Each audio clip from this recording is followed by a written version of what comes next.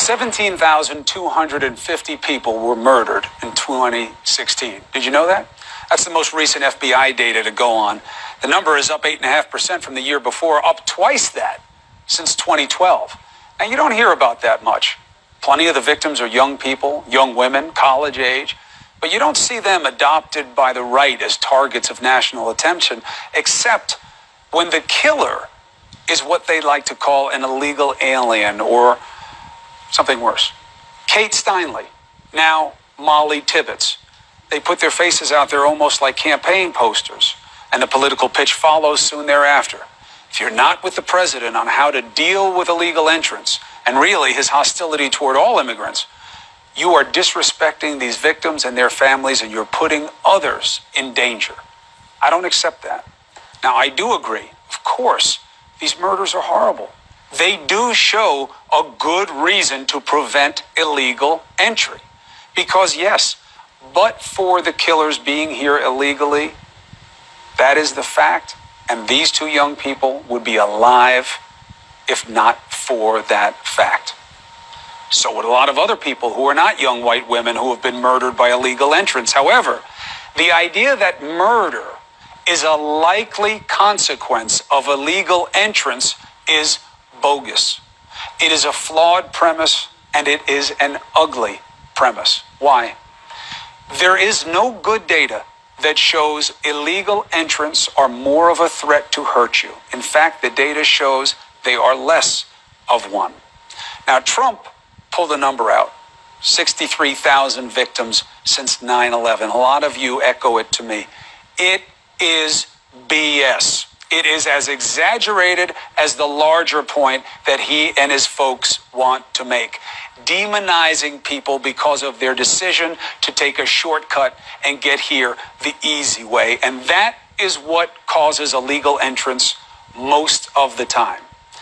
I wonder if these sympathizers would be as full-throated about these tragedies if the killers were white citizens, if the victims were not young white women. If that were the case, would we see a video like this from Trump today? Mollie Tibbetts, an incredible young woman, is now permanently separated from her family. A person came in from Mexico illegally and killed her. We need the wall. We need our immigration laws changed. Permanently separated. It's as obvious as it is offensive. So he cares about Mollie Tibbetts more than people who don't believe in separating kids from parents or treating undocumented immigrants like dogs? Please. What that tells you that even in this moment, talking about Mollie Tibbetts, he still has to play to political advantage. And it is proof that he still doesn't want to own what he did to those kids. And many of them are still waiting to get back with their parents. We have not forgotten. The president still doesn't think it is wrong.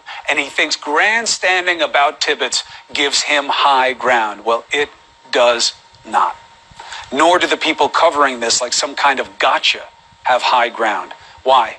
These are the same people that tamp down some police use of force cases and say those cases are being politicized. They mitigate facts. They play the coverage very close to the vest because we don't want it to be about politics. But then they do this. They put families like the Tibbetts, like the Steinles, like the Rich family in the glare. Seth Rich, remember him? His death, his murder, all about Democrat deviousness until it wasn't. Until the family said, stop doing this to us. There is no proof of what you're saying. Go away. And once the political intrigue ran out of the story, did you see dogged coverage by the same people about what happened to Seth Rich? These victims matter, all of them, because they were stolen from this world and they will never be replaced by their family. But the argument is this: the murders matter, period, not because of who committed them.